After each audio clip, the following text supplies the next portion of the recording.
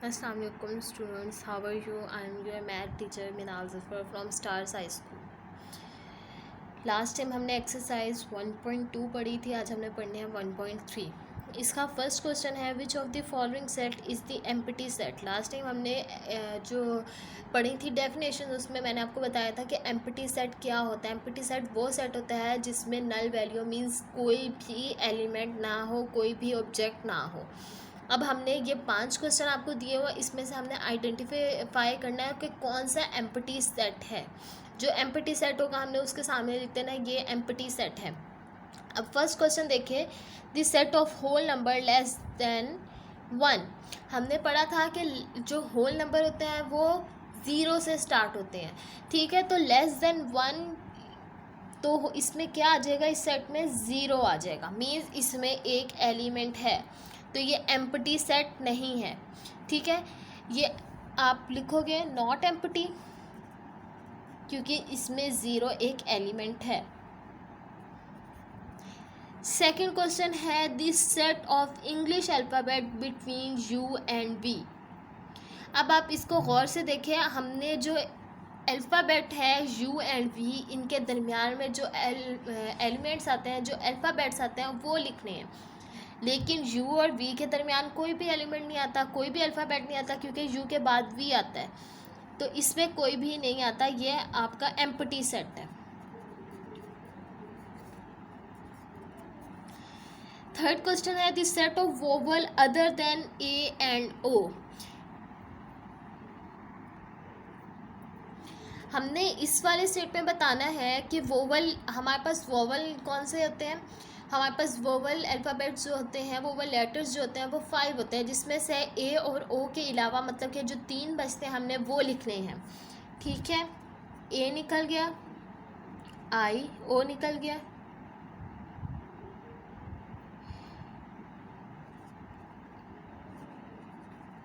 आपके फिर 3 वोवल्स ये बचते हैं. मीन्स ये भी एम्प्टी सेट नहीं हुआ.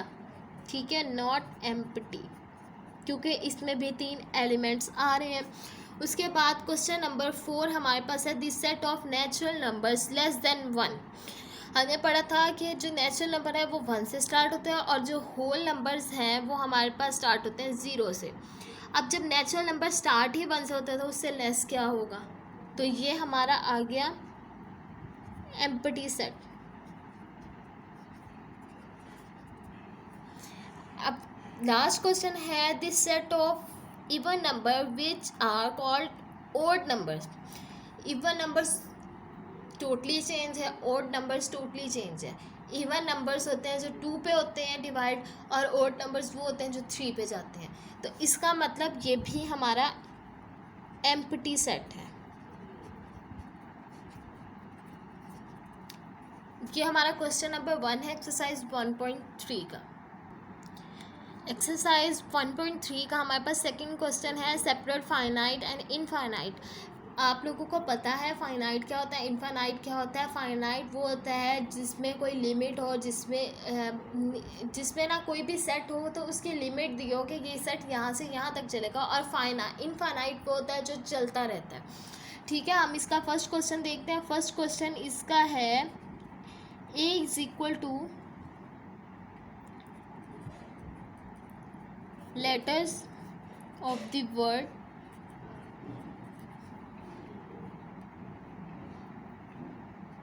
हल्ला गुल्ला.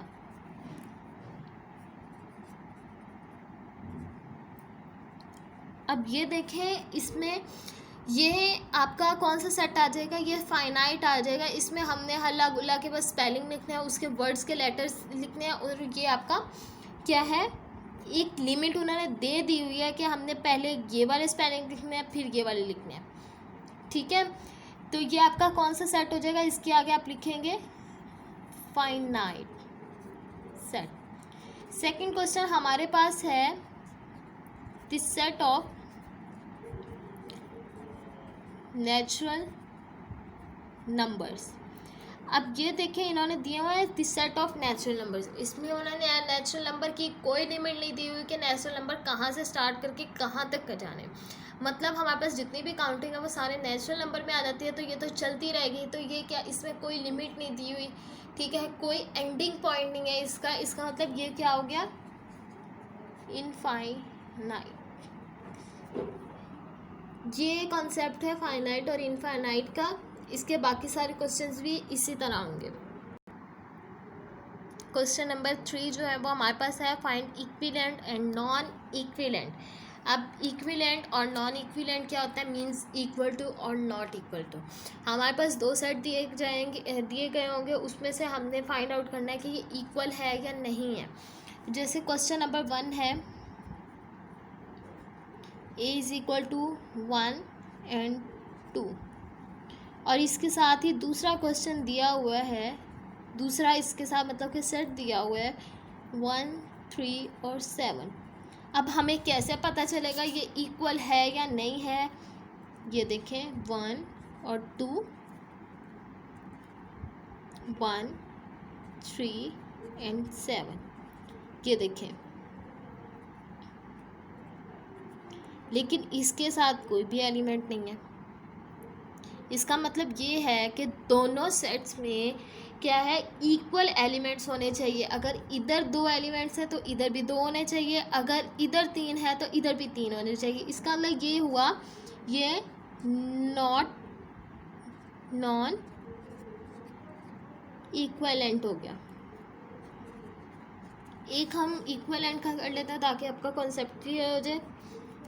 क्वेश्चन नंबर 2 जैसे हमारे पास है a is equal to A और b is equal to x और y। अब इसमें क्या है, अब इसमें भी 1, 2 एलिमेंट है, इसमें भी क्या है 1 और 2 एलिमेंट है, मीन्स ये इक्विवेलेंट है।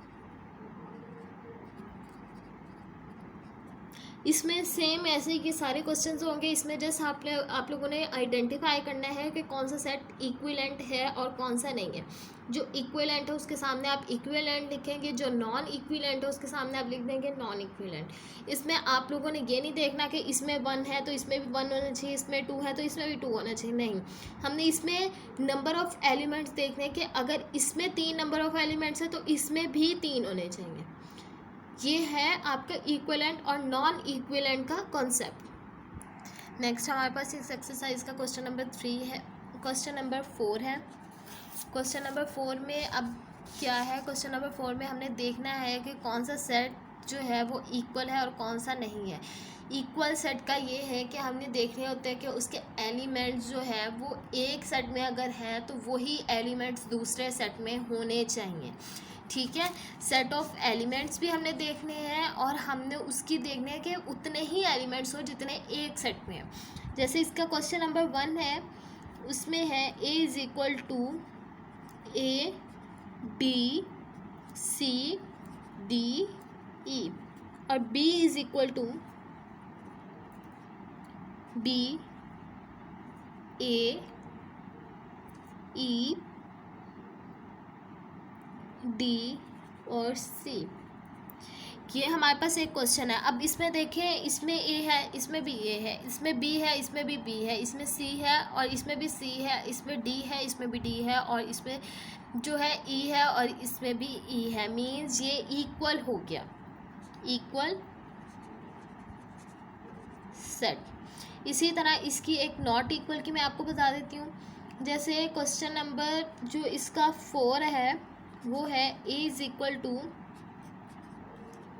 This set of even numbers less then